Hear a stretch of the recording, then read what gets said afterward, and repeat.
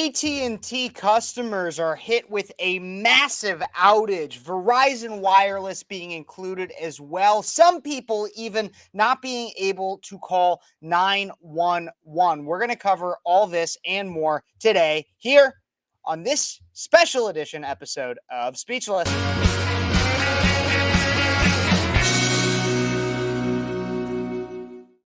Hey, everybody, and welcome back to Speechless. I'm your host, Kev Ferris, 23-year-old conservative activist, host of Speechless, the radio show. But not everything I talk about makes it onto the radio show, right? And so I bring it right here to you guys on YouTube, Facebook, Twitch, Twitter, Rumble, wherever you guys are watching from. And thank you so much for tuning in. And I found this to be quite an interesting and necessary show to bring up today, for a multitude of reasons. Well, many of you might not know, I don't usually do shows on Tuesday evenings. It is Tuesday. And that's because I work during the week. I actually was working all day today. I had very little time to prep for this show, but I did get some fascinating, I still scroll through social media sometimes throughout my day, and I find some fascinating stories to bring to you guys. And I might still have some of my Breakaway USA crew showing up throughout, not 100% sure, but I will let you know. Of course, we will all know if they do. And before I get into the topics of today, do not forget to like this video, subscribe to the channel, comment what you think, share it with your friends, and make sure that you reshare this video too. If you're on Twitter right now, especially, reshare this video. I'd really appreciate it. And share it with your friends. Comment things you think. I'll bring them up on screen. We'll talk today, because even if I don't have a guest on or anything, you can be a part of the conversation. If you leave a comment, I'll bring it up on screen and we'll talk about it. And we have a lot to talk about today. For example, like I said, AT&T customers were hit with a nationwide service issue. We're going to talk about that. We also have some updates in the Trump case. Is the RNC preparing to nominate Trump even if he is in jail? Dr. Phil comments. Hunter Biden has been in court the last few days, and his wife just went crazy. The Biden administration hands out millions of work permits to new illegal immigrants despite a 180-day waiting rule. His campaign seems to be just as hypocritical as the man himself. We're going to be talking about a trans athlete, CNN's gender insanity, and maybe the true origins of COVID-19 as The View sees it. All that and more today on Speechless. So like I said, do not forget to like this video, subscribe to the channel, comment what you think, share it with your friends, and all that fun stuff. But let's start off with, like I said, the AT&T outage. Look, this is not the first time that we've seen a cellular outage in recent history. Just earlier this year, of course, we saw another outage. And did we ever really figure out what that was from? Did we really figure out what that was from? A constant question I have when it comes to things like this is, what happened? What happened? Because I never feel like we're told the full truth. We'll be told things like, oh my gosh, it was a solar flare, maybe a little bit, or like the sun did something, or that, oh man, somebody tripped and unplugged the wireless machine. Sorry. But the implications of this are much bigger, not only of personal security, but national security as well. And so we can take a look at that map, but I'm going to go to the article first here that I pulled up for this. AT&T customers are hit with a nationwide service issue earlier today. This was published at 5:54 p.m. Eastern Standard Time. This is June 4th today. AT&T customers hit with a nationwide service issue. AT&T said that an outage notification was sent to 911 call centers in error, and that 911 services are operating normally. Was it really? Let's see. AT&T customers faced service issues Tuesday, and that it impacted their ability to make calls to contacts on their carriers. While the issue with cellular service was ongoing, an AT&T spokesperson told Fox Business, quote, there is a nationwide issue that is affecting the ability of customers to complete calls between carriers. The carriers are working as quickly as possible to diagnose and resolve the issue. Nationwide 911 services are operating normally at this time, and our customers are not affected. We are working to correct a wireless impact notification that was sent in error to 911 call centers. So you're going to have 911 call centers and thus police departments that are sending out, sorry, we're not going to be able to take your calls apparently. And it's going to cause a mass panic. AT&T said as of 8 p.m. Eastern, the interoperability issue between carriers has been resolved. We collaborated with the other carrier to find a solution and appreciate our customers' patience during this period. The company believes the calls between AT&T customers weren't impacted by the service issues. Several law enforcement and emergency response centers from localities around the country posted on X, formerly Twitter, that they received communications from AT&T indicating that customers may not be able to call 911. What did I just say? And provided alternative phone numbers to contact until service is restored. According to AT&T's statement, that wireless impact notification was sent erroneously, and calls to 911 emergency lines shouldn't be impacted by the issue. The FCC said in a post on X that, quote, we are aware of reports that consumers in multiple states are unable to make wireless calls, and we are currently investigating. AT&T service issues comes after a broader cell network outage in February that lasted about 10 hours. The company said at the time that it believed the incident was caused by, quote, application and execution of an incorrect process used as we were expanding our network, not a cyber attack. Of course, it's not a cyber attack. The company later offered billing credits to customers who were impacted and potentially impacted by the outage in the amount of the average cost of a full day of service. AT&T said it would include one $5 credit per account on the impacted customer's AT&T wireless account. So then we go back to this map of the places that were actually affected. Major metropolitan areas. At least this is reported, and I will cite my source just so that we know. This is a map that was being reported by Nick Sortor, a verified account on Twitter, and shared by many others as well. And so what we believe to be the case is that many urban areas, places in which the most people are, were the ones that were most seriously affected.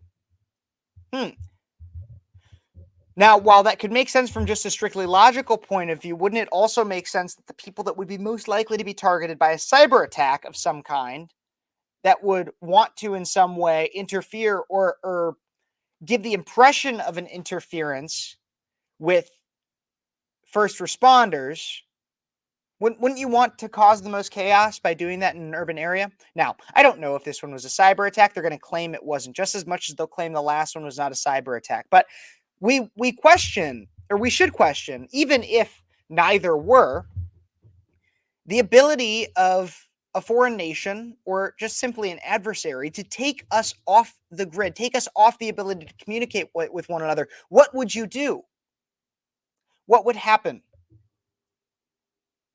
If you weren't able to contact emergency services, if you didn't have access to cellular devices, if you weren't able to talk to relatives just even a few hours away, or heck, maybe you're in a city and you're not able to talk to your family from the suburbs, what is your plan? It might sound absolutely crazy to you, the fact that I'm bringing this up, but I feel like people do not realize the fragility in our society and the fragility we've created in our society by allowing ourselves to be so dependent on these devices and on our cellular devices. It is absolutely insane to me. We sit around and look, again, this might be something you forget about by tomorrow. But you want to know who's not forgetting about it? Whether or not they had anything to do with it? China, Russia, the Middle East, anybody else who might be a little bit out to get America? When we are the ones operating, basically, we're the central hub of telecommunications. And if we are the central hub of telecommunications, that basically means we are the central hub of communications, wireless networks, the businesses that control them. Don't you think we might be under strict scrutiny and even potential national security threats if somebody can get into our communication networks? Don't you think that could be a possibility? Don't you think? So what's your plan? And this is why I am so happy that I was involved in radio for a lot of my life. And then I'm pretty young, and so I still plan on being involved in radio because I understand how it works and I understand its importance. AM radio could save your life. I also will stand by the old man approach of having a landline for my entire life. Because okay, you could still take down. Some people might say, well, you could still take down phone towers or phone lines. Yes, but what would come first? The first thing to be attacked would be our cellular, our wireless, our satellites, and then our landlines. But you can't really attack radio, not in the same way. Not in the same way. It's a lot harder. Were you guys impacted by the outage today with AT&T? Were you? If you were impacted in any way, if you had a police department or a 911 call center that sent out a message saying you might not be able to call us, causing panic, let me know in the comments. Please, I'm interested. Maybe if you're interested, we could even bring you on the show and we could talk more about it. Could be quite interesting. Don't forget, if you're liking what you're seeing, to like this video, subscribe to the channel, comment what you think, share it with your friends. We're going to get on to other stories here briefly. I do see some great comments here, and I always want to make sure that I get to those. Our grid is very vulnerable to such attacks. Absolutely it is. People do not realize, and this is what I'm saying, people do not realize the fragility of our safety. And the people seem to think that somehow because we have big tanks and the largest military that we're automatically exempt and that we're just going to somehow be fine. That what's happening with Russia and Ukraine could never happen to us. Remember 9/11? I know there's a lot of conspiracy as to what actually went down on September 11th, 2001. But even with many of those conspiracies, people recognize that we are vulnerable. And the threat could even be domestic. It could. And we're going to kind of talk about that a little bit more later in the show. We have so much more to talk about here. We're going to talk soon about updates with Trump. Obviously, I talk a lot about Trump on this show, and what's been going. Obviously, mostly it's favorable. Mostly it's positive. This is going to be a little bit neutral, and I think you guys are going to have a lot of fun with it. We're going to talk about Dr. Phil even was discussing Trump soon. But is the RNC preparing for Trump to go to jail? What would happen if Trump goes to jail? And more. We're going to talk about that soon here, coming up after a quick word from our sponsors, Freedom 2.0. Here's that.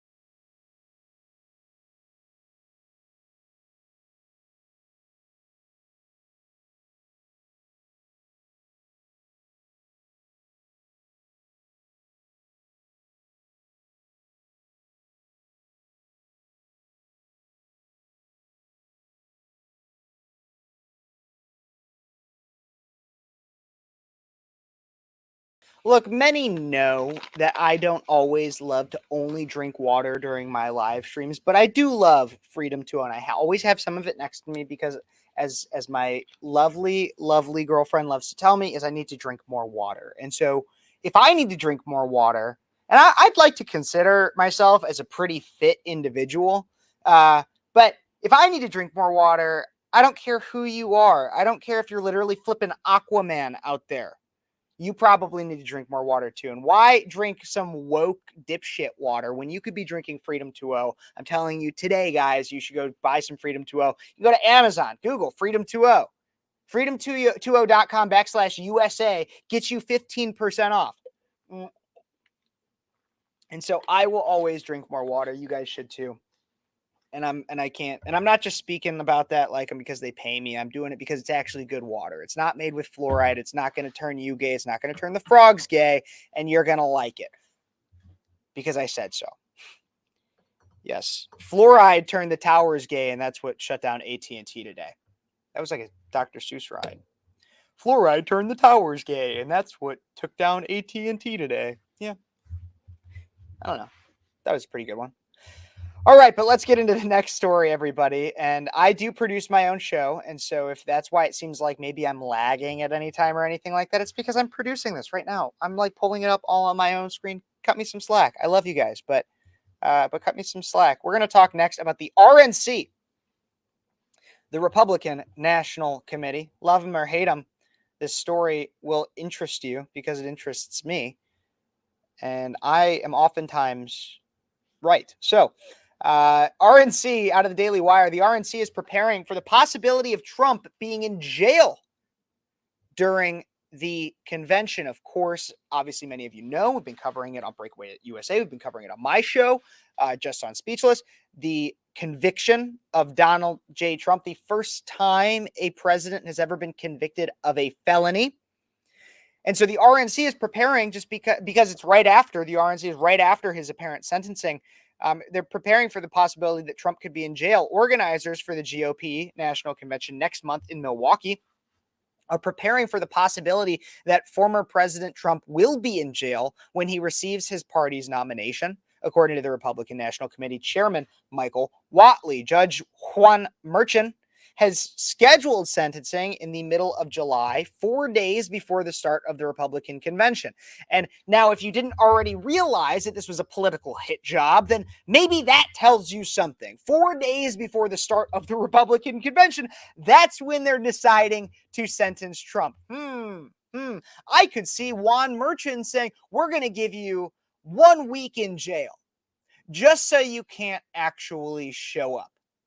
But don't worry, RNC officials on Newsmax said they expect Trump to be in Milwaukee to accept the nomination, but are working on a plan for if he is in jail. We will make whatever contingency planning we need to make for it. But the fact is, he is going to be our nominee, and he is going to be the 47th president of the United States. Let's take a look and a listen to exactly what was said on Newsmax right here.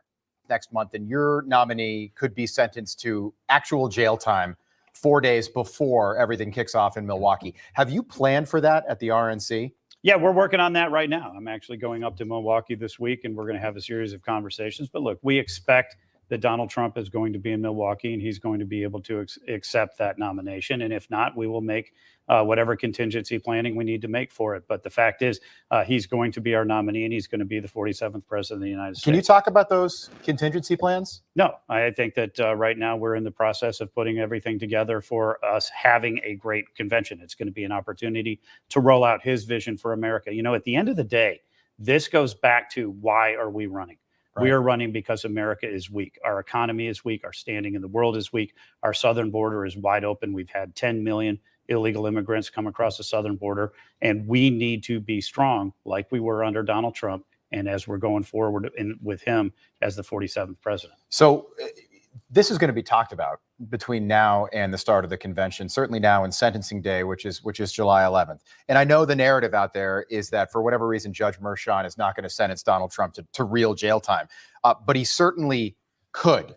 Let's say Donald Trump is given a year-long sentence or a 6-month sentence or something to the effect of what you just heard, which I don't think is going to happen. Is there any way that Donald Trump is not nominated at the RNC in July in Wisconsin? Look, I don't want to go into a lot of hypotheticals. We'll cross that bridge. Well, you sort of have to go into this stuff. Well, we certainly will be planning on it. We'll be thinking about it, and we're working on that right now. But what we want to do is we want to have a show that is going to roll out Donald Trump and his vision for America, which is going to set up this election cycle. The American people are going to select the next president, and they're going to select Donald Trump because he is going to make America great again. Final question. I just want to move on from that, but let's say Trump is behind bars, and again, it is a possibility. Would he make a speech from prison? Would he make a speech before sentencing day? Just something that you could play during the RNC? Are those contingencies being thought about, considered, and planned for? Everything is being thought about. Everything is being considered at this point in time. We will have to wait and see kind of what the courts present us with the opportunity to do. But look, Donald Trump will communicate directly with the American voters the way that he always does. Oh, believe me, Mr. Chairman, I can feel the audience right now upset that I'm asking these questions, but I have to ask them just because we are in such uncharted territory. Let's talk about the Democratic National Convention. According to multiple reports, and this is just leave it to the Democrats, they have passed several new rules that will allow Joe Biden to be nominated virtually. Basically, what we saw in 2020 because of the pandemic. Politico reporting that, quote, Biden's top advisors are all too aware of the ghosts of 1968. Some in Biden's orbit are aggressively pushing to make the 2024 conclave a hybrid production. The goal, drive maximum television viewership while minimizing the openings for anti-Israel protesters. What do you think that's really all about? I think it's about the fear of the protests. I also think it's about the fear of having Joe Biden on the air for any extended period of time. They want to try and hide him. That's their entire campaign plan, is they're going back to the basement like they did in 2020. He just is not able to communicate directly with the American people, so they're going to do it as a studio production. And is the RNC critical of a move like that? Look, we're going to let them do what they want to do. What we're going to do is we're going to roll out Donald Trump. We're going to roll out the Republican vision for America. We expect that this convention is going to be a fantastic opportunity to show just everybody in the world across the and across the country the Republican vision and where Donald Trump stands. So obviously, you see that the RNC is very, very intent on nominating Donald Trump. Of course they would be. He's very popular. And I think that part of that is exactly what I am getting told, what we're seeing right here in the comment section. Everybody, you can go comment right now as well if you are interested. But like Ryan Maxshow says, imagine doing a convention speech from a prison cell. Hashtag MAGA, the biggest, most beautiful prison. The biggest, most beautiful prison cell ever made. You know, it might be a little cold and damp, but I will say, they make it nice for your former and future president, Donald J. Trump. But that's exactly, honestly, I think Trump would love that. And here's why. And I said it last night on our show. I believe I said it on Sunday on my show, is that Donald Trump would not mind going to prison. He even said so. He said so. Donald Trump would not mind going to prison. Why? Because he gets convicted and he raises $200 million. If he goes to jail, you bet that money and that support skyrockets even more. People are realizing the insanity that this is. They absolutely are. And as mentioned, sentencing is scheduled for July 11th. Legal experts doubt the 77-year-old will end up being placed behind bars, given that he had no criminal record prior to the conviction, though Secret Service has reportedly coordinated with local jail officials just in case. 3 other criminal matters on the state and federal levels hang over Trump as he seeks re-election this year, prompting the future, or the former president, I was going to say future, which he is, but the former president say he's a victim of a politically motivated witch hunt, which he is, and it is unclear whether any of those will reach the trial stage before the November election. But Trump can run despite his conviction. Of course, we know that. I've covered it on this show plenty of times. But many people are taking speculation on what they think about the Trump trial and the Trump conviction and the potential of him going in his jail, or I say in his jail. It's his jail because he'll be the president once again. But one person that is making a lot of waves in terms of and going moderately viral because of his discussion of the Trump verdict is Dr. Phil, who on Twitter yesterday, posted, I don't advocate voting for one candidate over another. I stay in my lane, addressing human behavior collectively and culturally, focusing on how we can have maximum control in our lives and turn back this ship of a state called America in the right direction, getting her back on track so we can be proud. That's my mission. This is a call to action to save our collective soul and sanity. So take a look and a listen. We're going to react and talk about Dr. Phil's discussion of the Trump verdict here. I wanted to share my final thought about this. This weaponization of our great institutions, the FBI, Justice Department, and individual states' similar institutions, will lead to one of 2 outcomes. One is more of the same from the other side, tit for tat. That may seem deserved, but it is not the right way forward for America. The other is what I call on you to demand from your politicians today, an end to this craziness in order to save the soul and sanity of our country. The Pope has actually given us the right approach in his new book when he says, we are all brothers and sisters, and there must be no resentment among us. For any war to truly end, forgiveness is necessary. That is true of any war, including our current cultural war. We need our Justice Department to return to the business of meting out justice and not running the political agendas of those currently in power, blindly seeking convictions, warranted or otherwise, and attacking political opponents. That requires a very few important things from each of you, from all of us. Finding your voice, forgiveness, and focus on the way forward. Forgive them, for they know not what they do. Forgiveness, and at the same time requiring better. We are not some banana republic, for God's sakes. What are we going to do next? Have a Putin poisoning posse and start finding political opponents foaming at the mouth at home, not so mysteriously dying in their lazy boy recliners? We're better than that. We must be better than that. I don't like what I see happening in our country. This kind of thing is exactly why I launched Merit Street Media and wrote We've Got Issues. I don't like seeing the weaponization of our justice system, agencies, and powerful government actions that, frankly, just make my skin crawl for all of us and for my grandchildren. And let's be honest, this is so not just about Trump. If you let your hatred for Donald Trump compromise your ability to find true north on your moral compass, shame on you. Wow, this is an absolutely, I honestly can't believe that this is what I'm hearing from Dr. Phil, somebody who has held a mainstream TV show for quite a long time. And while I've covered Dr. Phil on this show before, and he has shown to be a relatively, I don't even want to say conservative, because not entirely conservative, but advocate for very common sense approaches to things. It's interesting to hear him come even further out and make Christian messages a part of what he has to say. Further, with not only just Christian messages, but also a message that is in not directly supporting Trump, but more so supporting Trump's side than that of Biden. The quote unquote weaponization of the Justice Department. And this is how you know that the branding from conservatives, the branding from Republicans is what's winning right now. Everybody, the branding from conservatives and Republicans is what is winning.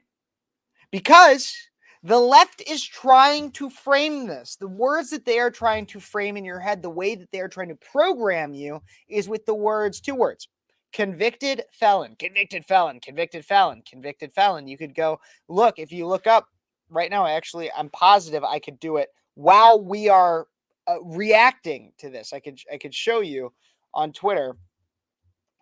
If we look up convicted felon, because there was multiple that said that's what we want to say. If we see on here, you get people that say convicted felon. Let's find here. I'm seeing all these ones say the Trump one, but I know that there are people that are talking about being a convicted felon, and it's not just conservatives. Because there's some great posts here. But I know that there are people that are talking about convicted. Here we go. Here's Adam Schiff. Let's see what Adam Schiff has to say. Last week, Donald Trump became a convicted felon.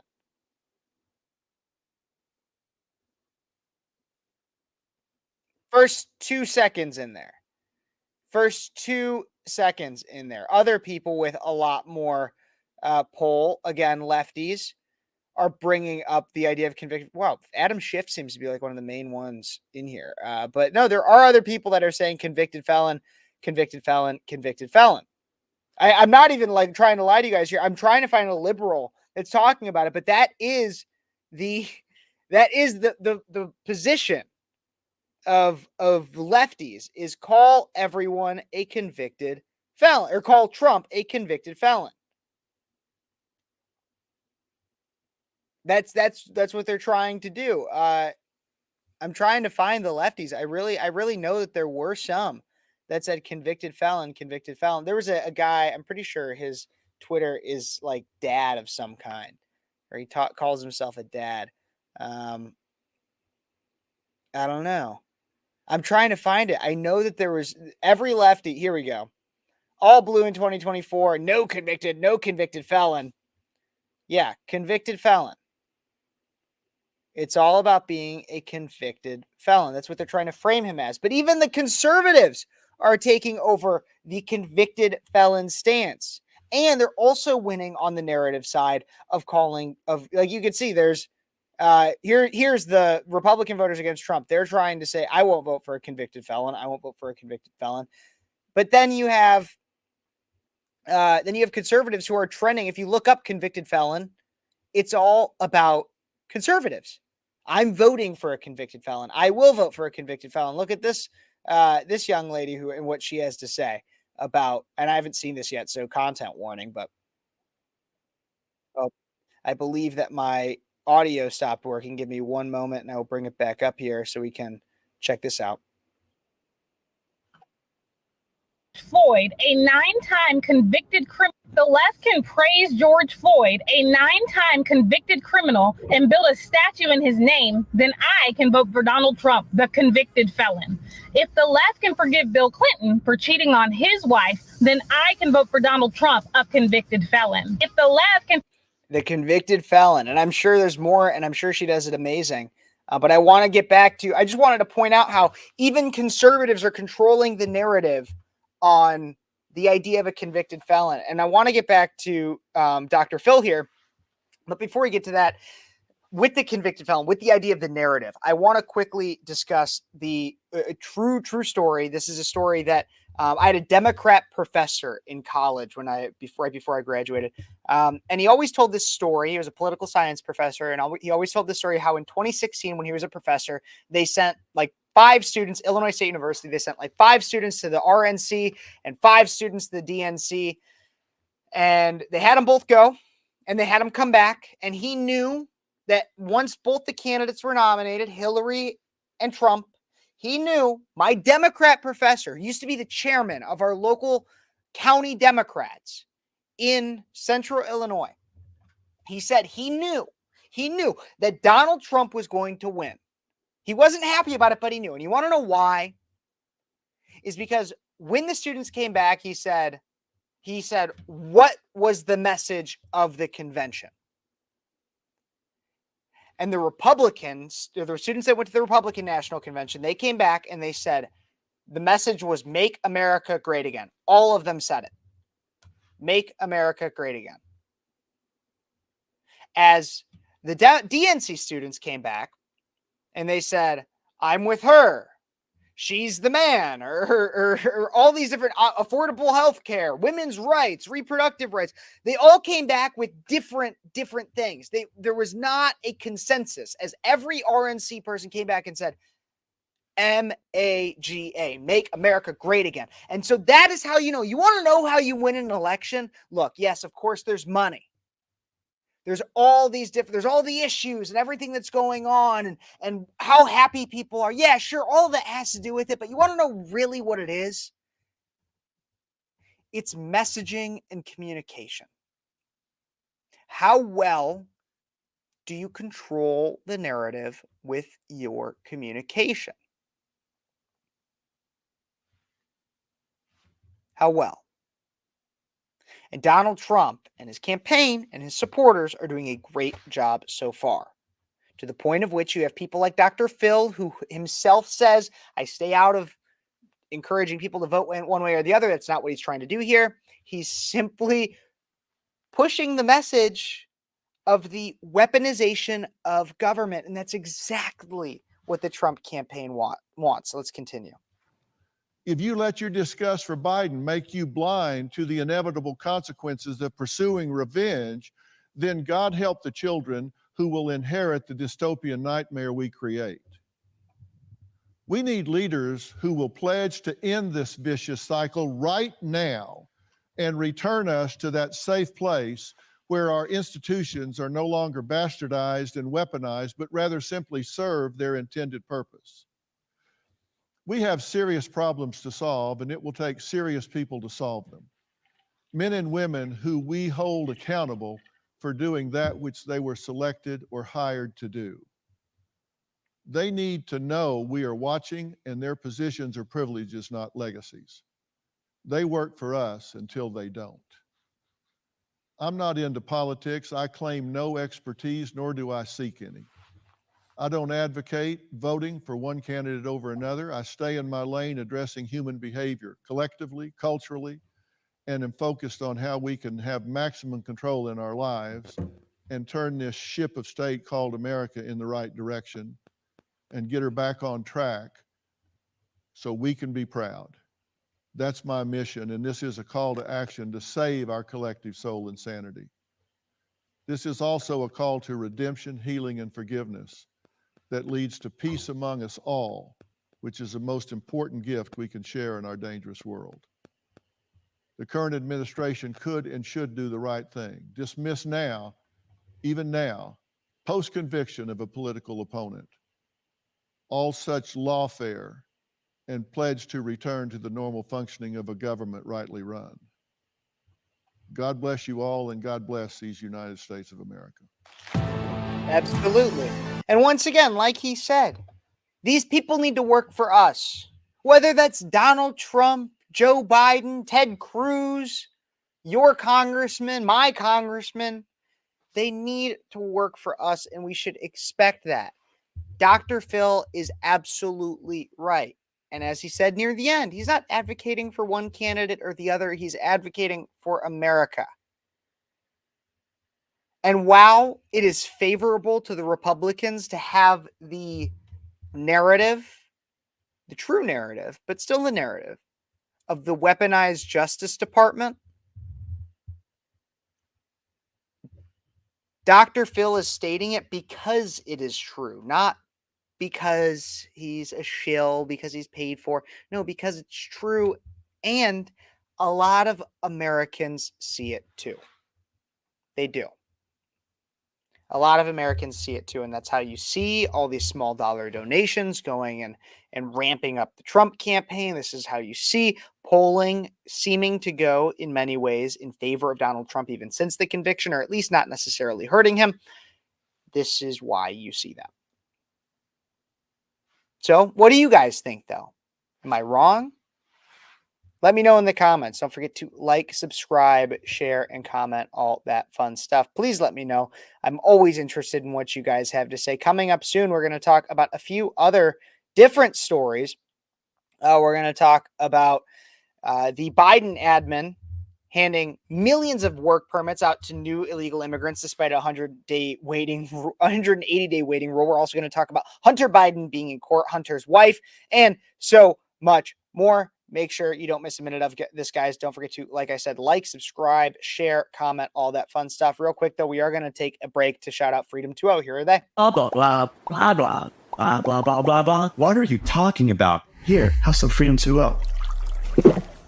Man, the Constitution is awesome. That's what it is.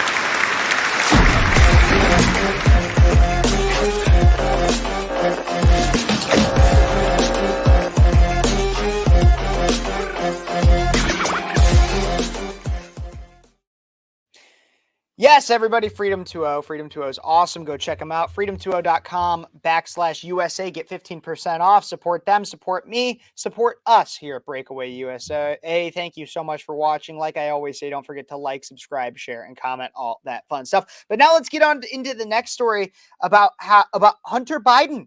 And I'm going to go. I know oftentimes I use conservative sources for my news. And so I figured, you know what, I'd shake it up and I'd use the AP, the Associated Press. We'll talk about some things with the Associated Press because, you know, while they might be mainstream media, I'm smart enough, and I believe you're smart enough to realize when they're being stupid. And we'll call it out right here. But let's talk about the Hunter Biden story. Prosecutors spend the first day of testimony in Hunter Biden's gun trial detailing his drug problems. Well, maybe they should. We're going to get into federal prosecutors on Tuesday painted President Joe Biden's son Hunter as deceptive and driven by addiction. A man whose dark habits ensnared loved ones and who knew that what he was doing when he lied on a federal form to purchase a gun in 2018. Jurors also got their first look at the document. Bring it up larger here. The document at the center of the case. And Hunter Biden's attorney argued that his client did not believe he was in the throes of addiction when he stated in the paperwork that he did not have a drug problem. In the short time he had the gun, he did nothing with it, and the weapon was never even loaded. Attorney at Abby, I'm sure that's Abby, it's just spelled in a stupid way. Abby Lowell said in his opening statement, Oh, it's a he named Abby? I'm confused.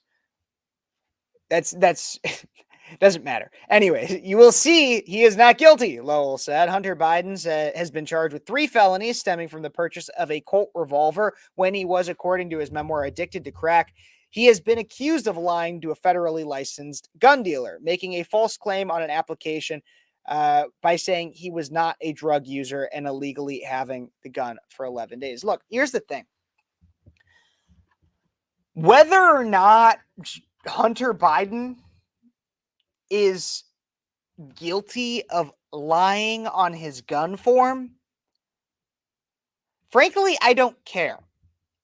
What you will have right now is you will have a lot of people on the left who are going to tell you, they're going to look you in the eye from their newsroom, from their cushy newsroom, and they're going to tell you and lie to your face. And they're going to say, how could there be a weaponization of the Justice Department when Joe Biden's own son is on trial right now? They're going to tell you that. And it's not just going to be CNN that's going to tell you that. It's not just going to be MSNBC that's going to tell you that. It's going to be Fox News too. I'm willing to bet. Even Fox News will say that if they haven't already. Why? Why are they going to tell you this? Because they have a shallow outlook to try to believe that the presidency and Joe Biden's administration wouldn't stoop so low. However, if there was not a weaponization of the Justice Department, if we actually had the scales balanced as they're supposed to be, then we wouldn't have Hunter on trial for maybe lying on a gun form. No, we would have Hunter on trial for his Burisma holdings. We would have Hunter on trial for corruption. We would have Hunter on trial for everything, maybe even prostitution, solicitation of prostitutes, for possession of drug use, or for possession of narcotics. For so many other things. It wouldn't be about lying on a gun form if we had balanced scales. But we do not have balanced scales. We don't even have a balanced media because it's so much further into here. You have to scroll a lot more before you realize the big part of the trial today, which was not about the opening statements and the narrative. No. The big part of the trial today is, remember when places like the Associated Press told you that the laptop from hell, Hunter Biden's laptop, was in some way Russian disinformation? Remember when they told you that? Remember when you got banned on Twitter? When it wasn't owned by free speech Elon Musk, when it was owned by hermit crab, I don't know why I call him a hermit crab, but the weirdo Jack Dorsey. Remember when you got banned for saying that the laptop existed? Well, now, we already knew. You and I probably already knew. We knew that the laptop existed. We knew Hunter was a weird guy and that he did a lot of weird things and that the laptop probably existed. But now, it's not until you scroll and really look to see that it was actually confirmed even further by one of those that was giving an FBI agent that had seen it. They knew the laptop existed the whole time. Prosecutors on Tuesday spent hours on Hunter Biden's drug problem using his own words and missives to show the depth of the addiction and to suggest it was still ongoing when he bought the gun.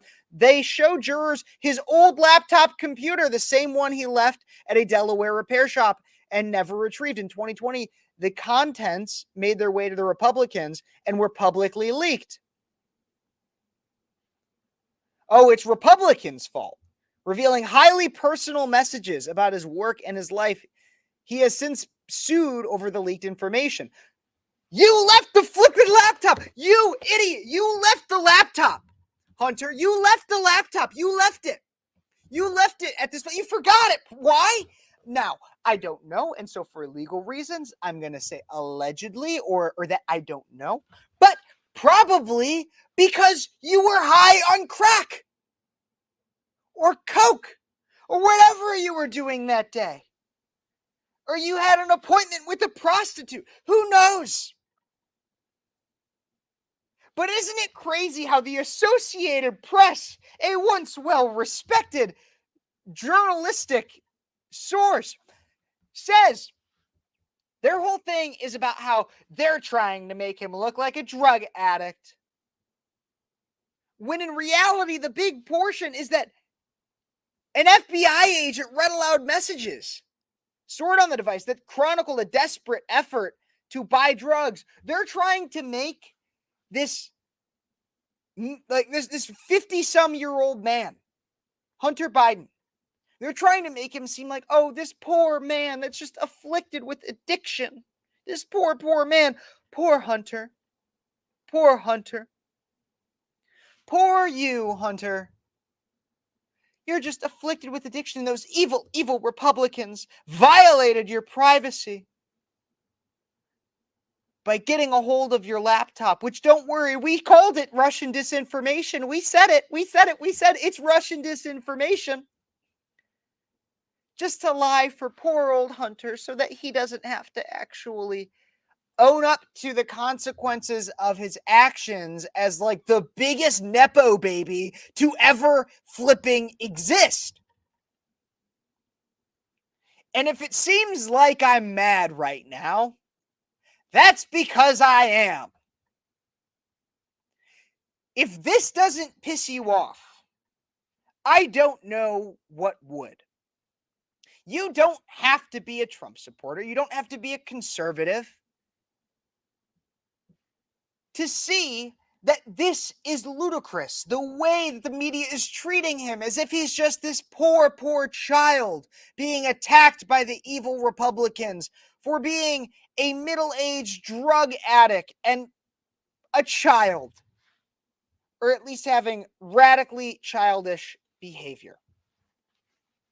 Radically childish behavior. It's so, if that doesn't piss you off, I really don't know what will. But don't worry, even coming to light all over social media is the fact that Hunter obviously had an affair with Bo's wife right after Bo died, which is just creepy and weird in and of itself. But did we ever find, this is a great question. This is a digression from the point, but a great question. Did they ever find out who left the coke in the White House? No. But that's because we all really know anyways. Jim, we know. It's a mystery. Get Scooby-Doo on that one and see what ends up on his nose. I don't know. Scooby-Dooby-Doo. Scooby-Dooby-Doo. Yeah, he's going to be snorting that coke. Oh my gosh. You guys get me. This is what happens when I go live on a Tuesday night. But you'll be interested to hear exactly what happened, because this is what the Associated Press won't tell you, along with the Biden laptop and it being actually confirmed. They also won't tell you what Hunter Biden's wife had to say outside of the courtroom. This is fascinating to me. Hunter Biden, who once again is on trial for falsifying a record, or at least an application for a gun. We get this. We get this from his wife. She screams, "You Nazi piece of S." Hunter Biden's wife berates a Trump ally outside the courtroom. Hunter Biden's wife, Melissa Cohen Biden, lashed out at former Trump White House aide Garrett Ziegler in the hallway. So, like, we're not even just talking about like a Trump supporter who was outside the courtroom. No, Garrett Ziegler, who was a former White House aide under Trump, was in the hallway of the courthouse where her husband is currently facing charges stemming from a 2018 gun purchase. During a break in the proceedings on Tuesday, Cohen Biden reportedly approached Ziegler and scolded him. This was shared on, we can see here by Sarah Fitzpatrick on, but who's an NBC reporter. Says on X, she says, "I witnessed a dramatic moment a few minutes ago in the hallway outside the courtroom. Hunter Biden's wife, Melissa Cohen Biden, approached former Trump aide Garrett Ziegler and said, 'You have no right to be here, you Nazi piece of S.' Ziegler did not respond to her, but told me after that, 'For the record, I'm not a Nazi. I'm a believer in the United States Constitution. I haven't said one thing to them.' So, of course, tensions are high when it comes to the Biden family right now. Quite high. It's also interesting to note that the woman, and this is not mentioned in this article, I just find it important to discuss, is that the woman who was formerly Beau Biden's wife before Beau died, and then also became a brief affair stint with Hunter, and then also allegedly became addicted to crack after her stint with Hunter, was visited just within the last week by Joe Biden prior to her testimony that I believe is supposed to happen tomorrow in the Hunter Biden case. Very interesting to know that. Wonder what was said in that visit, the purpose of it, and what will be brought up in the courtroom. We're going to cover it here on Speechless. And so make sure that no matter where you guys are watching from, you check out at Speechless Kev on YouTube. All you got to do is Google Speechless with Kev. And you can like this video, subscribe to the channel, comment what you think, share it with your friends, all that fun stuff. But when it comes to this story, like I said, this is not about Hunter and his gun charge. This is so that you can be given the full sense of security that the justice system still works for you and not for Joe Biden and whatever he wants. They're going to put Hunter through this trial, which is the least of the crimes I am sure that he is guilty of and should be on trial for. But we'll see. We'll see. But I believe that this is for the purpose of making you think and brainwashing Americans into still having full and complete faith in our justice system, and that it's not in some way being used against the current frontrunner for president. I don't know, though. There's a lot to discuss when it comes to Biden himself, and that's why I want to bring up this next story. Biden, the administration, hands out millions of work permits to new illegal immigrants despite a 180-day waiting rule. This is out of the Post Millennial, which does phenomenal work. Excuse me. I talk really fast, so I can't always get everything out. Before I do get to this next thing, I do want to talk. Michael Badger has said, if a Republican had put cocaine in the White House, they probably would have jailed whoever was responsible in 2 seconds. You're absolutely right. And this is why I know that the scales are not even. The scales of justice are obviously tipped in one way. And it's Hunter's coke that is making those scales uneven. Let's be honest. But let's get into this next story. Biden admin hands out millions of work permits to new illegal immigrants despite a 180-day waiting rule. A 6-month waiting rule for asylum seekers applying for work permits was implemented in 1996 by the Immigration and Naturalization Service. We see here, the Biden admin has granted federal work permits to over 3.3 million illegal immigrants, with many being given these permits before being granted asylum, a green card, or any documentation stating they can legally stay within the country, according to a Center for Immigration Studies fellow. This is despite a 180-day waiting rule. A 6-month waiting rule for asylum seekers applying for work permits was implemented in 1996 by the Immigration and Naturalization Services, but Biden has been slowly chipping away at this requirement under his term. Center for Immigration Studies fellow Don Barnett wrote for the New York Post. Barnett wrote, in a blizzard of rules and over 530 immigration-related executive actions, already blowing past the previously recorded compiled by Trump over 4 years. The Biden admin has expanded admissions or created brand new admissions pipelines under 8 distinct significant programs. Look, and here's the thing is, this is just part of a massive wave in which even, I believe, the New York Post, let me double check, because I didn't have this planned for the show, Biden amnesty. I believe Biden was planning on offering amnesty. Yes, I actually have it right here. Let's pull up this article. This is all, I'm doing this on the fly during the show. I don't know if that impresses any of you, but if you guys do a podcast on your own and produce it on your own, I hope it impresses you, because I impressed myself. But here it is. Biden admin offers mass amnesty to migrants as it quietly terminates 350,000 asylum cases. Sources. While the Biden admin is attempting to look like it's getting tough on the border, behind the scenes, it's operating a program of mass amnesty for migrants. Data shows that since 2022, more than 350,000 asylum cases filed by migrants have been closed if the applicants don't have a criminal record or are otherwise not deemed a threat to this country? Well, the thing is that we don't really know who a threat to this country is. And I'm not buying that Biden is actually doing the work, because we let people out on the streets. Look, the guy who killed Laken Riley had committed a prior crime and was let out. So I don't trust that the Biden admin is doing the vetting.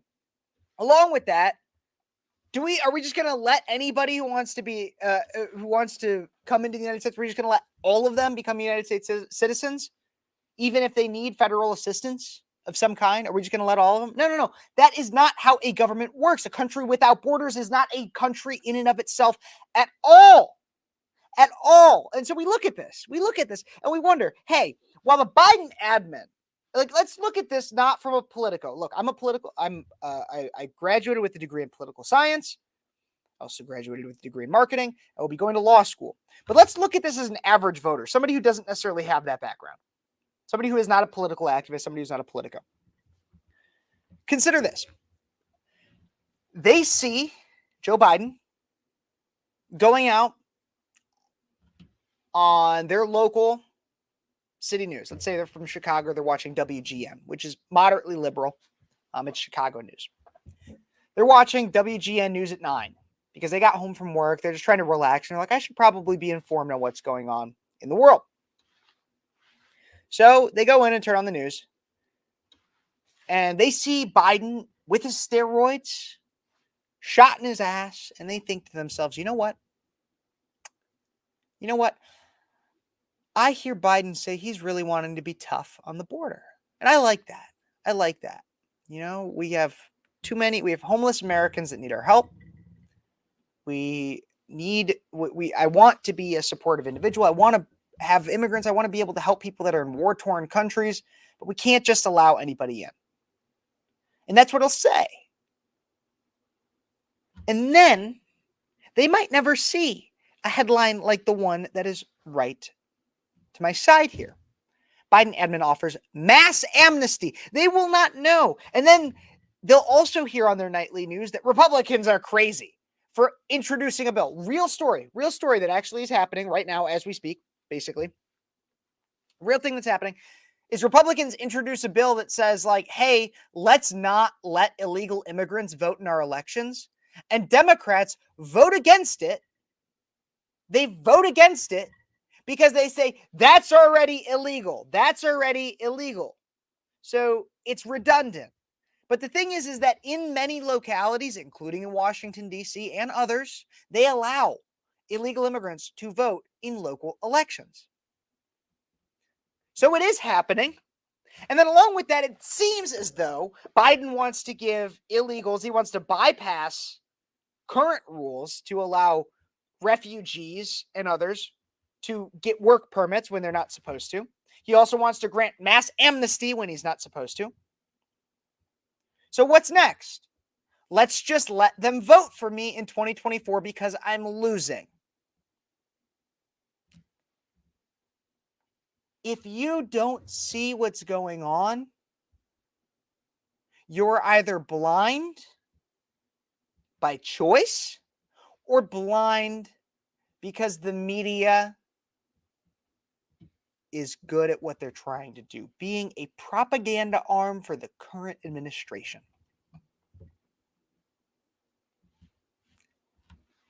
And that's what we're seeing.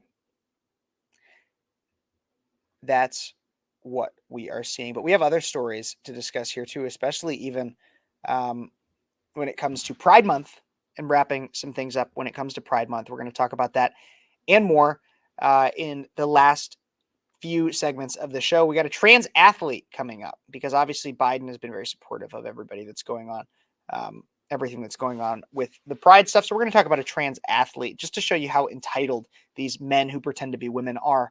We're going to talk about gender insanity and CNN coming onto it about your 4-year-old and how the tide is actually turning. Maybe people are starting to actually wake up. Everybody, happy June. It's Pride Month. Here's a quick message once again from our sponsor so that I can breathe for a moment. Thank you.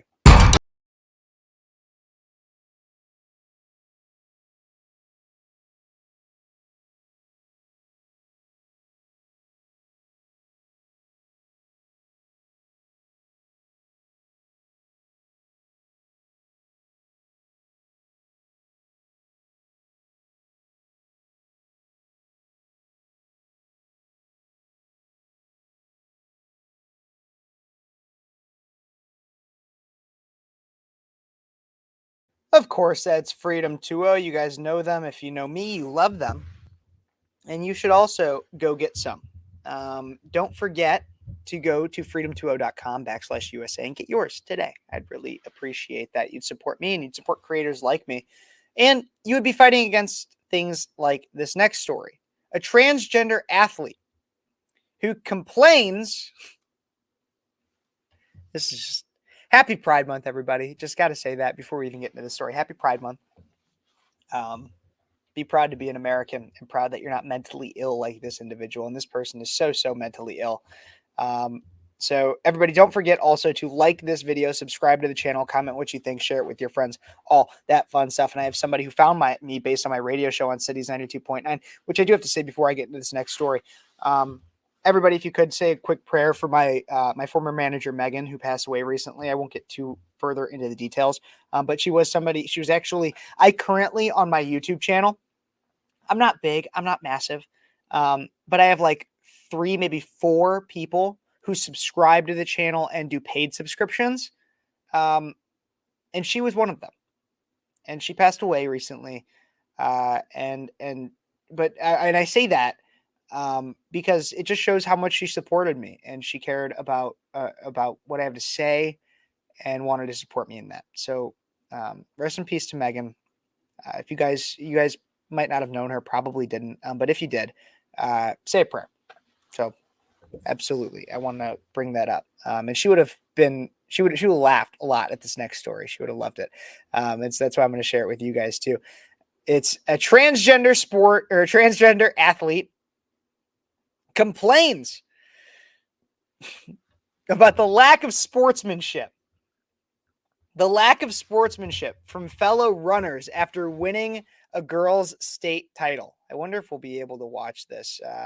It seems like they're going to play an ad first, but we can see right here. Let's see what this video is actually. Let's see if it's right here. Oh, there's a lot of different things it's going to play about, not just about this story, but Veronica Garcia, a transgender high school athlete in Washington who won the state championship in the girls 400 meter race last month, complained. Also, in case you don't know, 400 meters is a quarter of a mile. It's just once around a track, complaining about the lack of sportsmanship shown after winning the race and receiving a medal for it. Garcia of East Valley High School ran the race in 55.75 seconds, which is an impressive quarter mile, which was 1 second better than the second place finisher's time of 56.75, according to the Pacific Northwest Track and Field officials' track scoreboard. However, Garcia told the Spokesman Review the lack of congratulations from other runners at the meet somewhat hurt. I guess maybe I expected sportsmanship because I was cheering the rest of them on when they were called. So I guess I expected to get that reciprocated, but I didn't get that. This biological man who pretends to be a woman. I'm just a teenager. I wish people would remember that. Look, here's the thing is I will advocate for the fact that teenagers do dumb things. I was a teenager once. I did dumb things. But if your dumb thing is pretending to be a gender that you're not, and then not only just doing that, because even that you could be like, oh, I was in a phase. Like you have people that regret it later on and they've come out. Like you have oh my gosh, what's that one girl's name? I just saw her on Chloe Cole. You have Chloe Cole, people like Chloe Cole that come out and they're like, my God, I was a dumb teenager and I was taken advantage of. I was groomed into this. But you also have to recognize, like even I, who was a dumb teenager at one point as well, even I recognized that there is a level of unfairness and that people would be mad if a biological boy ran and then proceeded to win against biological women in a sport, even at the high school level. So when this individual comes out and says that they have issues and that they're somewhat hurt and that there should have been more sportsmanship, I consider it to be unsportsmanlike Mr. Garcia, that you were allowed to compete and that you chose to compete in the first place. I consider it unsportsmanlike that a biological man who is in high school, look, I'm not going to say that a high schooler should have the same brains and same intuition as a fully grown adult. But I do expect more of them than I expect of a middle schooler, who I expect more than a elementary student. And I expect you to understand that people are going to be rightfully upset with not only your win, but also your competition in this in general, because I guarantee you. So let's look at this. 55.75 seconds. Now let's Google right now. We'll do it right here. High school record 400 meter dash. We go boys high school records for the 400 meter dash. We can go right here. This is out of trackandfieldnews.com. I just Googled this right here. I hope you guys can see it. 44.69 seconds. Darryl Robinson, Indianapolis. This is from 1982. So kind of a long time. This is a long time. But that's the 400 meter dash. This individual's was 55.7 seconds. We go back to this right here. 55.7 seconds. A biological man who would have been less than, or who would have been an okay runner as a man, an okay runner, might have placed at some level, not maybe top 5, but might have been able to make it to maybe, I don't know all the times, but would have been decent, okay, mediocre.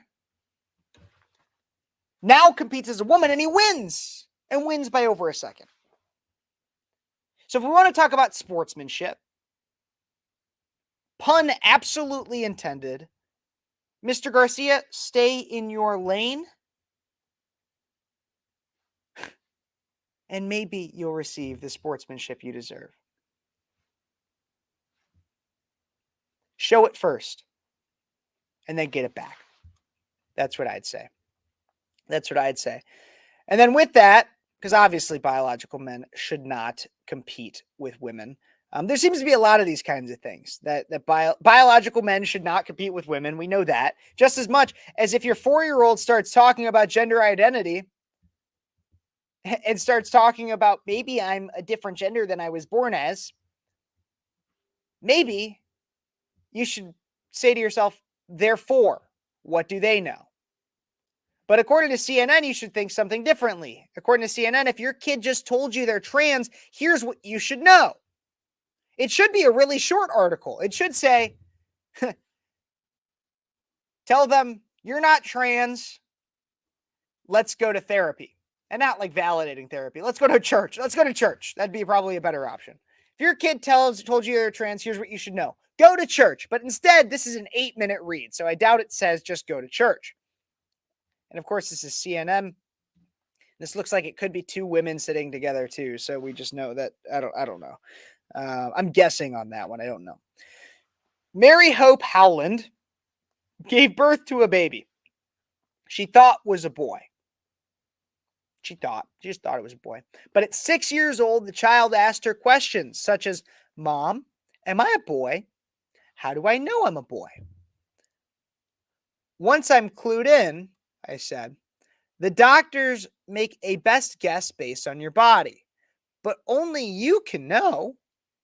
And we love you no matter what, said Howland, now co-lead for Families United for Trans Rights, an organization of transgender kids and their loved ones. I know who, if I ran the FBI, which I should, it'd be a lot of fun. I know who would be on the top of my list. Right there. That's who. Her child's questioning did not stop there. It marked the beginning of a years-long evolution, not just for her son, who pretends to be a daughter, who came out as, quote, not, wait, this doesn't make any sense to me. This is what doesn't make any sense to me. We'll finish this sentence and then I'll explain it. Her child's questioning did not stop there. It marked the beginning of a years-long evolution, not just for her daughter, who came out as non-binary at age 8 and transgender at 10. So how is it a daughter and then it's non-binary, so you don't have a gender, and then transgender, It doesn't make any sense. There's no rules. The only rule to this entire ideology is that if I disagree with it, I'm a bigot. Reminds me, this is a digression, but reminds me of a joke I posted to Twitter earlier today. Everybody, stop your arachnophobia. Let the spiders get married. Stop your arachnophobia and let the spiders get married. That's what I always think when anybody calls me a homophobe. But anyways, nevertheless, it was also a journey for Howland and her husband as they navigated what it means to be trans, ways of affirming their daughter's gender identity. Again, reminder everybody, this daughter is non-binary at 8, was questioning its gender at 6, now transgender at 10. The responsibilities as parent and the grief associated with letting go of one idea of what your life is going to be, Howland said. One of the hardest things for us to do as parents is pause when that vision gets interrupted and really listen to what our kiddos are saying to us. Look, I'm not saying you shouldn't listen to your children, but if your child comes up and says to you, Mommy, Daddy, I heard about this new thing. It's called alcohol. I would like to have some of it. At 6 years old, you might be like, okay, like have a sip of my beer, but that's it. You're not going to let them go get rip-roaring drunk. Or at least I would hope you wouldn't. You'd you'd have a conversation with DCFS if you did. But you're going to probably say no. Oh, but if your kid comes up to you and says, hey, Mommy and Daddy, I have this new thing that I heard about. You have to give me drugs, and then I'm going to chop off my pee-pee. I'm going to be a woman. And then you get to have a free pass to do whatever you want because you're an accepting parent of a trans child. What do you think about this deal? And the parents are like, I have to really listen to what our kiddos are saying to us. That's what they say, said Nova Bright Williams, a trans woman, so a biological man, who is head of internal training at the Trevor Project, which grooms children and cuts off and advocates to cut off their genitals, a suicide prevention and crisis organization. Suicide prevention? I'd like to see the numbers on that. I believe the jury's still out. Listening to a child's experience can be difficult for many parents, regardless of their political or religious beliefs, but there's good reason to try.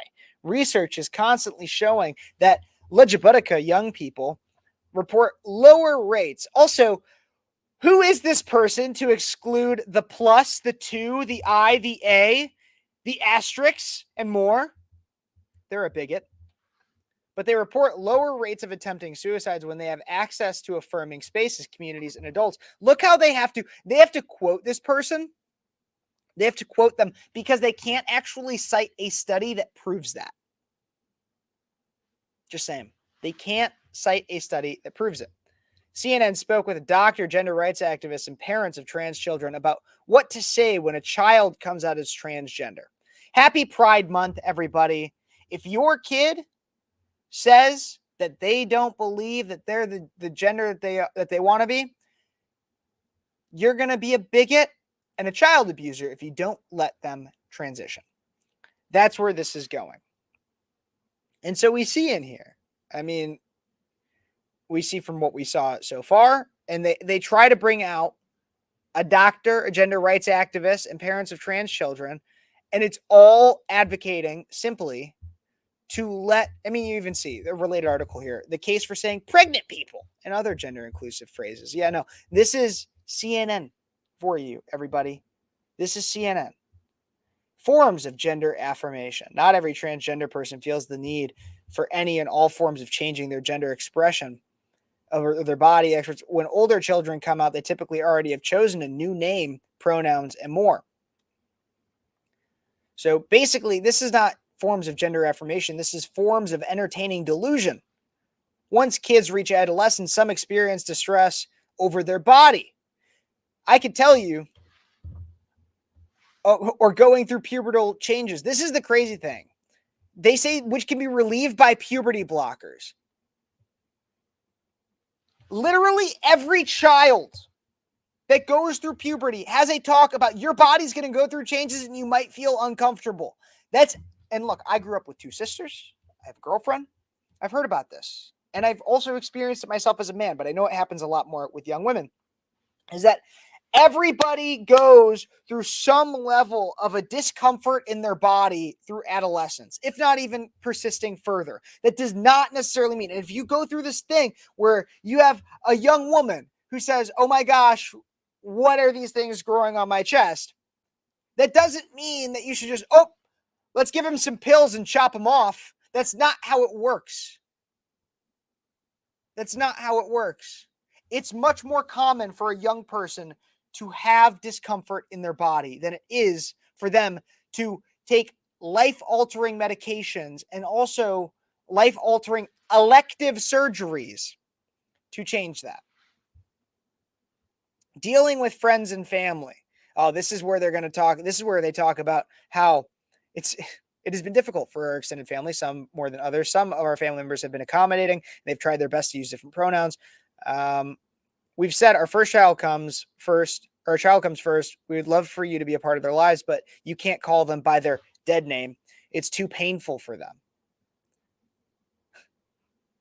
So this is where they start talking about, how do you deal with the evil transphobes like Kevin? If we centered them in conversation about our child, we would no longer be centering our child, the most vulnerable person in our family, and the person that we are lucky enough to raise. This is insane. A political lightning rod. Oh my gosh. This is just a long article. Let's see how it ends here. I say to her that it's my job to carry that right now, not hers, and that she's safe and we'll always do everything we can to protect her. Okay. Oh, wait. There's even a mention that a Delaware-based trans woman who's the first known transgender person to serve as a state senator is now running for Congress. So we actually might have a tranny in Congress. What I want to say about this whole article, because obviously I didn't read it all here. It's 8 minutes of your life if you read it entirely that you'll never get back. The thing about this article that I think is really important is that it stems based on a fear. So the entire idea of a lot of this stuff about like you need to let your child transition and that whole narrative, what all that stems from is this fear that, from my understanding, I'm not a parent yet, I'll admit, but I have parents and I know parents.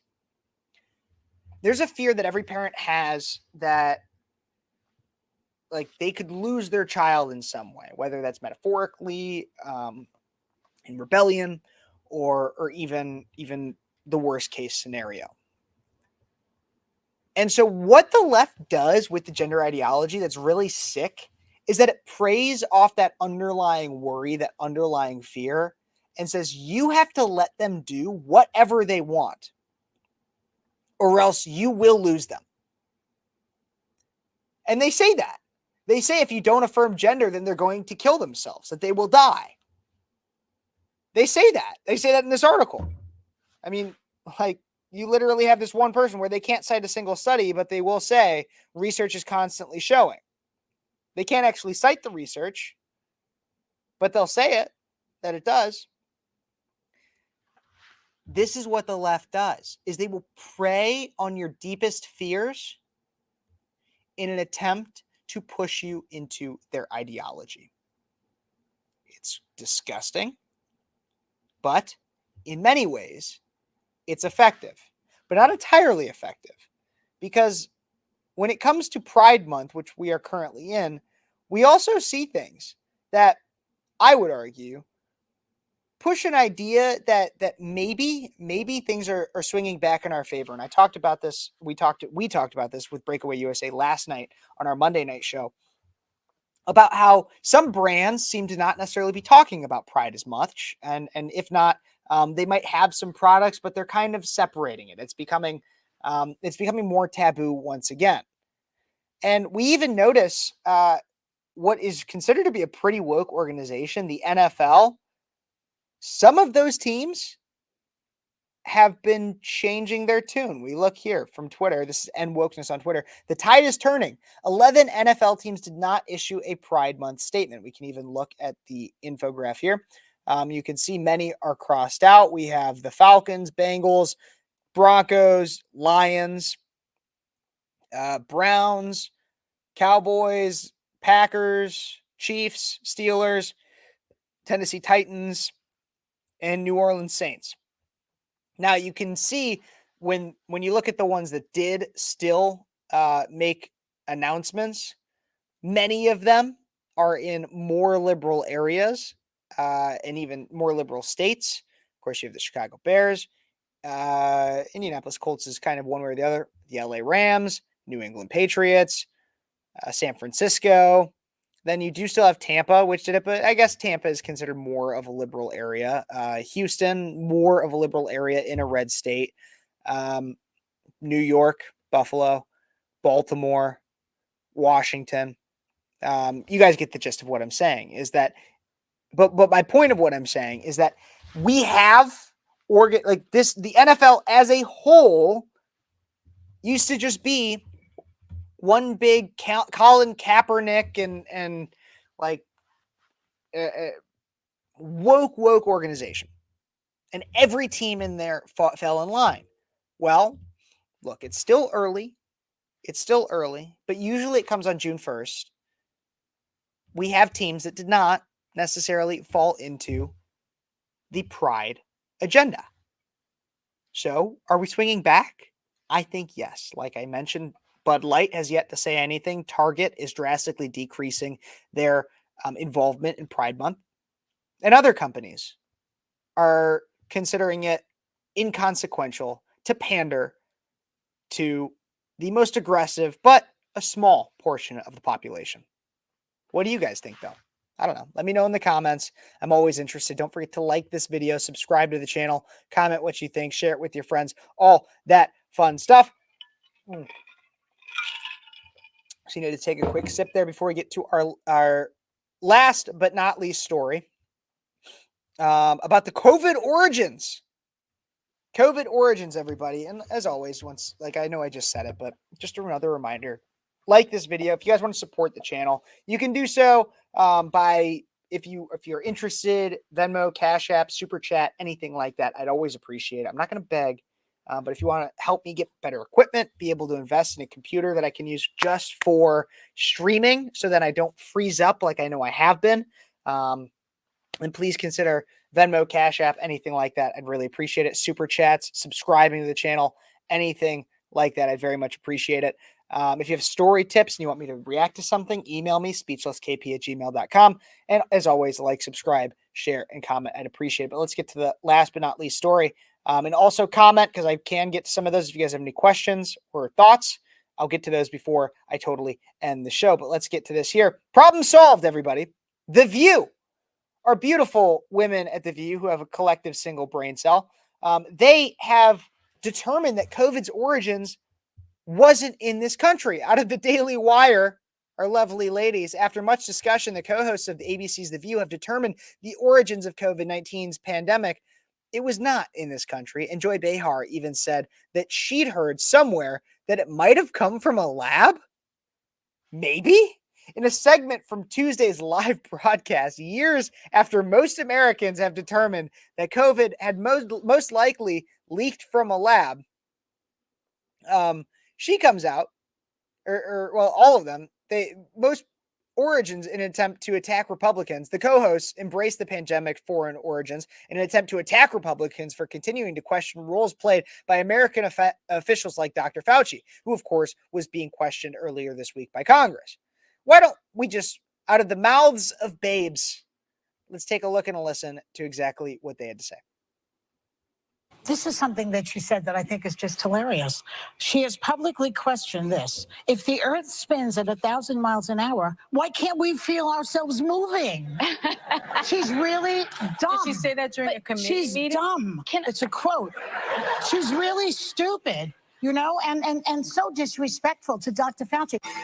Oh, so that's them going after Marjorie Taylor Greene and saying how stupid that Marjorie Taylor Greene is.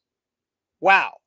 But then we get to things like this. We get to videos such as Sunny Hostin right here talking about COVID. Here's this one. And the other thing that I will just say is 15 months of an investigation. We have real problems in this country. 15 months of an investigation, spending real taxpayer dollars, really, really just gets to me. Yeah. And I think that people like Marjorie Taylor Greene and other people need to start doing the work of the people as opposed to try to send these messages. They say that they cannot find out what happened here in the United States in terms of the origin of COVID. Well, maybe because the origin wasn't in this country. Maybe it was in another country, and maybe they need to now start looking for other countries. Can we came point out of a lab. this other thing out too? Maybe it came out of a lab. Maybe it came out of a lab.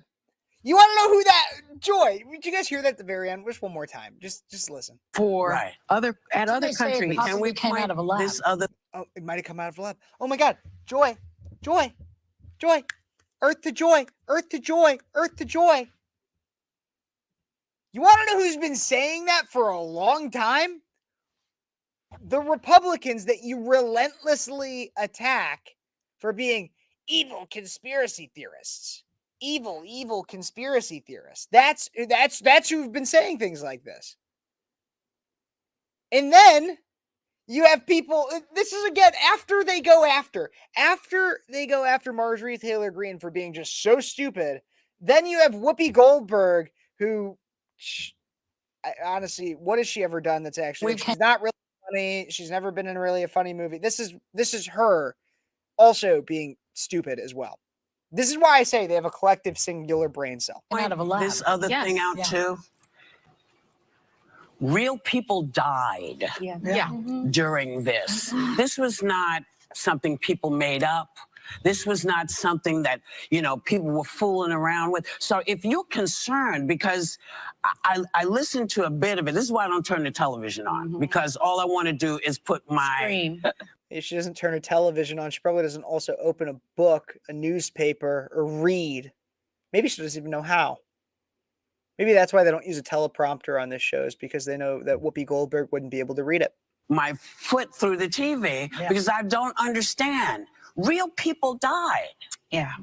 Families lost lost children, lost grandparents. And you're questioning the validity of this thing, saying people made it up and this happened. No one, see, that's the stupidest thing, is no one is saying, Whoopi, no one, at least no one that I know, no one is saying that COVID is entirely made up, that it never actually existed. No one like that I actually take seriously. No one's saying that. What people are saying, though, however, is that they falsified numbers, which is verifiable, that it came from a lab, which is not 100% verifiable. I can't say that legally, but when you have gain of function research happening at United States funded and COVID and Dr. Fauci approved labs, it would make sense. I mean, it's the most logical. It's more logical than a bat or a pangolin in a Chinese wet market. Like, the lab theory makes a lot more sense and has been pretty much as verified as possible. And nobody's denying that people died. Many people said when you have at-risk communities, people that who are older, who are also more at risk of dying from things like pneumonia or the common cold or the flu. Yes, those people should take precautions. But we're going to question Fauci when he admits to pulling out the rules of 6 feet apart and masking. He pulls those out of his butt. And expects, and then also because of recommendations that he made, indoctrinated entire generations, multiple generations, entire populations into fear for the rest of their life. I still see people wear masks where if you look at their box, they say, will not protect you from COVID-19. And yet you still have people like Whoopi Goldberg, like Sunny Hostin, like Joy Behar, who are like, maybe COVID came from another country. Maybe it came from a lab. Maybe it came. Okay. My God. All of the hosts of The View should star in the next remake of Forrest Gump. And this is, honestly, that's a great argument. I'm going to make it real quick. We're doing a lot of woke remakes of movies and stuff. We made Snow White a minority who, when even in the Brothers Grimm, it says that she's pale as snow. That's how she gets her name. With Ariel, who was known iconically for her red hair and being like a young white woman. Now she's a black woman. With the Ghostbusters, who became all female. Why don't we just make a Forrest Gump? Great movie. Came out in like 95. Beautiful. Or maybe 94. One of the two. Amazing, amazing movie. What if we just make Forrest Gump for women? For past their prime women who talk incessantly about things they don't know about. I think that'd be a great version. I would love to see Forrest Gump, where Forrest Gump, the role of Forrest Gump is played by Whoopi Goldberg, Sunny Hostin, Joy Behar, and the rest of them. I think it'd be a great movie. I'd love to see it. If I had the money, I'd pay for it. I'd love it. But what do you guys think? Maybe I'm totally wrong. Are the women of the View actually the thought leaders of our time? Am I just an evil sexist bigot? Is that what we're at, where we're at here? I don't know. Maybe. Let me know.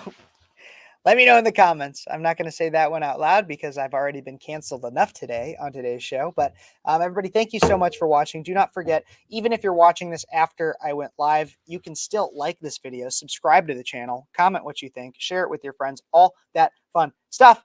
Please do. Leave me a comment. I always like seeing what you guys have to say, and I try to respond to as many as possible, especially if you disagree with me. Share this with people that disagree with me because I will love to see what they have to say. Subscribe, like I said, like this video, all that fun stuff. And until next time, God bless you, God bless America, and thank you so much for watching Speechless.